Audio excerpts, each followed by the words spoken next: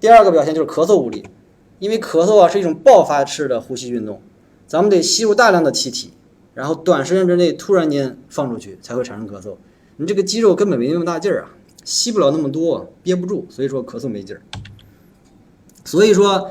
我们治疗这个呼吸呢，叫先评级哈，这个不同的级别，不同的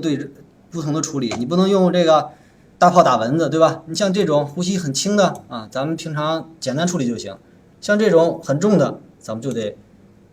用比较升级一点的治疗的方法。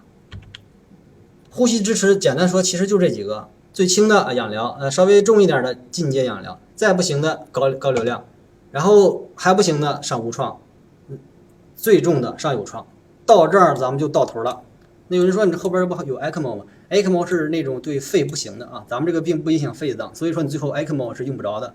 有些人还说你这不对啊，顶级的不是 ECMO， 顶级的那是肺移植啊，那是属于这个外科的范畴了，咱们内科到 ECMO 就到顶了。